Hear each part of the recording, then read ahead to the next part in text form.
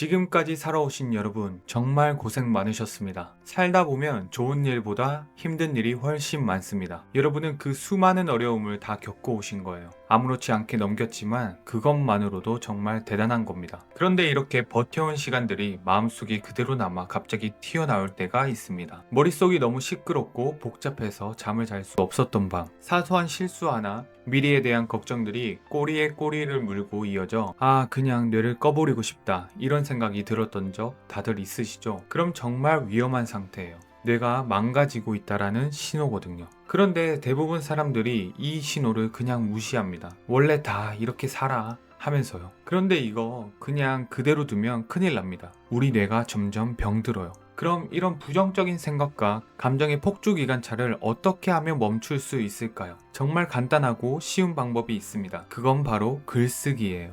에이, 무슨 글쓰기로 뇌를 치유하냐고요? 제가 오늘 알려드릴 내용을 매일 5분 딱 3가지 방법만 따라하세요. 과부하 걸린 뇌를 아주 시원하게 청소하고 심지어 더 단단하게 만들 수 있습니다. 그럼 영상 시작해 보겠습니다. 이 영상은 해외에서 152만 조회수를 기록한 Dr. Arif Khan 채널의 Journaling Method for Brain Health You Need to Know 영상을 참고해 제작했습니다. 표현적 글쓰기. 첫 번째는 심리학자 제임스 페니메이커가 개발한 표현적 글쓰기입니다. 마음속에 남아있는 감정, 사건들을 한번 떠올려 보세요. 아쉬움, 후회, 실망, 상실, 상처받은 감정들 혹은 매일 머릿속을 휘젓고 다니는 부정적인 기억을 15분에서 20분 동안 그걸 그냥 적어보세요. 글을 쓰면서 몇 가지 주의사항이 있습니다. 첫 번째, 글을 잘 쓰려고 하지 마세요. 두 번째, 맞춤법, 문법은 신경 쓰지 마세요. 세 번째, 누가 볼까봐 걱정하지 마세요. 쓰고 버리면 됩니다. 편하고 솔직하게 쓰는 게 중요합니다. 단어나 문장이 더 이상 나오지 않을 때까지 계속 쓰세요. 이 표현적 글쓰기가 효과가 있는 이유는 뇌는 미완성된 작업을 까먹지 않고 계속 떠올리는 특성이 있습니다. 우리가 답장을 한 메시지는 더 이상 생각이 안 나는데 조금 있다 답장해야지 했던 메시지들은 계속 떠오르는 이유가 여기에 있습니다. 같은 이유로 뇌는 정리하고 갔어야 할 감정이나 사건을 무시하고 넘어가면 이걸 미완성된 작업으로 인식합니다. 이런 솔직한 표현적 글쓰기는 이 미완성된 작업을 완성시켜주는 역할을 합니다. 연구에 따르면 표현적 글쓰기를 하면 감정을 담당하는 편도체가 진정되고 고차원적 인지를 담당하는 전두엽의 통제력은 증가합니다. 이걸 하면 마음뿐만 아니라 몸도 가벼워집니다. 그 이유는 더 이상 그 일을 억누르고 무시하지 않아도 되기 때문입니다. 글을 쓰면서 울 수도 있어요.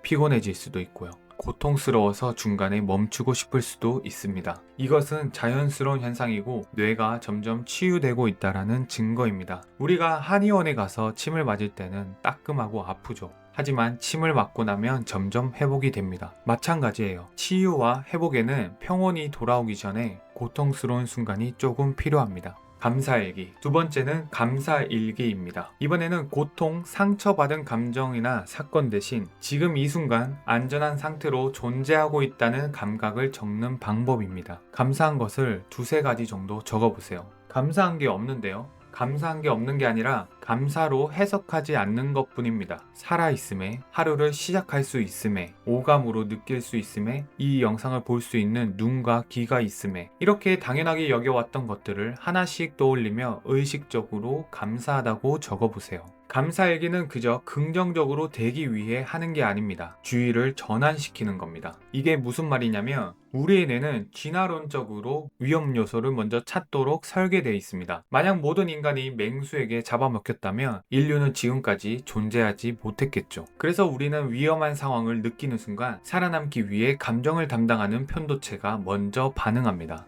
그리고 그동안 쌓아온 안전과 관련된 경험을 바탕으로 그 위험 신호를 해석합니다. 이 과정에서 불안, 긴장, 부정적인 감정들이 자연스럽게 먼저 올라오게 됩니다. 위험을 과대평가하는 방식이었기 때문에 우리는 더 조심할 수 있었고 그게 생존에 유리했습니다. 감사일기를 반복해서 쓰면 뇌의 안전과 관련된 경험이 데이터처럼 하나씩 쌓이기 시작합니다. 그래서 비슷한 위험한 상황을 다시 겪을 때 편도체가 먼저 반응하더라도 전전두엽이 개입해 그 상황을 한 번 더 바라볼 수 있게 됩니다. 과거에 쌓인 경험을 바탕으로 그때도 이런 비슷한 상황이었는데 최악의 상황은 벌어지지 않았어. 감정적으로 바로 반응하는 걸 조절합니다. 그리고 그 위험 신호를 한 발자국 멀리서 바라보고 판단하고 의미를 부여하는 모드로 전환시킵니다. 그리고 감사일기는 현재의 보상을 인식하는 연습이에요. 감사일기를 쓸 때 복측 선조체가 활성화되는데요. 이 영역은 도파민, 동기, 만족감을 담당합니다. 미래에 행복해질 거야가 아니라 지금 현재 이미 있는 보상을 인식하는 연습입니다. 이 과정이 반복되면 뇌는 미래의 불안 대신 현재의 안정에 도파민을 연결하기 시작합니다. 그래서 감사일기는 억지로 긍정적으로 만들기 위한 게 아니에요. 뇌적 동기와 보상을 지금 내가 하고 있는 일에 연결하는 과정입니다. 그리고 그 행동을 계속할 수 있게 만들어줍니다. 또 한 가지 중요한 점은 우리의 뇌는 부정적인 사건은 크게, 긍정적인 사건은 작게 저장하는 경향이 있습니다. 그래서 감사한 일을 구체적으로 적으면 회마와 전전두엽이 함께 관여하면서 같은 위험 상황을 맞이했을 때 부정적으로 해석할 확률을 낮춰줍니다. 이것을 매일 반복하면 뇌는 위험한 것, 부정적인 것보다 안정적인 것을 찾도록 학습하게 됩니다. 구체적으로 적어보세요. 친구에게 고맙다가 아니라 내가 힘들다고 했을 때 나의 이야기를 들어주었던 친구의 방식에 고맙다. 이렇게 자세하게 적으면 긍정적 데이터가 쌓이고 시간이 지남에 따라 뇌는 새로운 감정적 연결을 만들기 시작합니다. 감사일기는 신경계를 균형 있는 상태로 만듭니다. 이것은 고통을 없애거나 사라지게 하는 게 아니라 그 고통을 넘어 다른 차원의 관점을 볼 수 있게 해줍니다. 나를 돌아보는 글쓰기. 세 번째는 성찰성 글쓰기입니다. 나를 힘들게 하는 상황을 하나 떠올립니다. 무슨 일이 있었는지 그대로 적습니다. 그 다음 그 일이 나에게 어떤 의미였는지, 무엇을 배웠는지에 대해 씁니다. 마지막으로 배운 내용을 통해 내가 실제로 할 수 있는 아주 작은 행동을 하나 적습니다. 성찰하는 글쓰기는 감정을 담당하는 편도체와 사고와 판단을 담당하는 전전두엽을 의도적으로 연결합니다. 상황을 떠올리는 단계에서는 감정을 느끼면서도 그 감정을 언어로 정리하게 되고, 의미와 교훈을 쓰는 단계에서는 전전두엽이 개업해 감정을 재해석하게 됩니다. 마지막으로 행동을 적는 과정은 뇌가 이 경험은 통제 가능한 사건으로 저장하도록 만듭니다. 이 과정을 반복할수록 감정적으로 즉각 반응하기보다는 멈추고 바라보고 다시 해석하는 전전두엽 회로가 강화됩니다. 그 결과 일어난 사건을 멀리서 바라볼 뿐 아니라 한 발 물러서서 인식하고 이해하는 법을 배웁니다. 또 이런 성찰성 글쓰기는 회복 탄력성을 길러줍니다. 즉 회복하는 방식 자체를 완전히 바꿔줍니다. 그래서 어려움을 이제는 고통이 아니라 성장을 위한 과정으로 보기 시작합니다. 지금 알려드린 세 가지 글쓰기를 꼭 손으로 써보세요. 손이 생각과 함께 움직일 때 마음은 스스로 이해할 수 있을 만큼 딱 필요한 속도로 움직이기 시작합니다. 손으로 글을 쓰면 감정만 평온해지는 것이 아니라 뇌도 함께 바꿉니다. 매일 이 세 가지를 할 필요는 없어요. 다만 중요한 건 우리는 몸이 건강해지기 위해서는 유산소나 근력 운동을 하면서도 뇌와 마음을 위한 훈련을 쉽게 미루곤 한다는 점입니다. 무엇이든 균형이 중요합니다. 몸의 건강을 챙기듯 뇌와 마음도 의식적으로 돌아볼 필요가 있습니다. 감정이 무거울 때는 표현적 글쓰기를, 미래에 대한 걱정과 불안이 들 때는 감사일기를, 삶이 혼란스러울 때는 성찰성 글쓰기로 나 자신을 한번 돌아보세요. 이 글쓰기들은 서로 다른 뇌의 신경회로를 강화시킵니다. 3일, 일주일, 한 달, 3개월을 이렇게 꾸준히 해보면 내면의 작은 변화를 분명 느끼게 되실 거예요. 감정적으로 반응하기 전에 한번 멈추게 되고 기억은 더 선명해지며 회복은 더 빨라집니다. 글쓰기는 단순한 자기 표현이 아니라 나를 만들어가는 과정입니다. 저도 매일 글을 쓰고 있는데요. 저는 정체성, 내적 동기, 감사일기를 주로 씁니다. 마음속에 있는 걸 끄집어내고 바라보세요.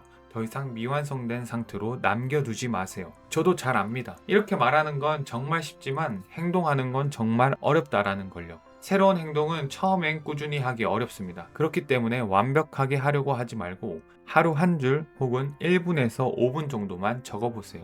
감정에 휘둘리지 않고 내 삶을 조금 더 주체적으로, 조금 더 나은 방향으로 살고 싶다면 이 과정은 꼭 필요한 과정입니다. 이걸 나만의 방식으로 습관을 만든다면 앞으로의 인생은 분명 달라질 거라고 확신합니다. 용기가 필요할 수도, 때로는 더 다칠 수도 있습니다. 시간이 오래 걸릴 수도 있고 이 과정이 오히려 나를 더 힘들게 만들 수도 있습니다. 그래서 더 가치 있고 그래서 더 필요합니다. 마음이 복잡할 때 펜과 노트를 들고 조용한 곳으로 가 내 마음이 하는 이야기를 잘 들어보세요. 우리가 찾는 해답이 가까이 있었구나라는 생각을 하게 될 겁니다. 저는 몰입의 첫걸음이라는 카톡방을 운영하고 있습니다. 같이 성장하고 자신만의 시스템을 만들고 싶은 사람들이 모여 있습니다.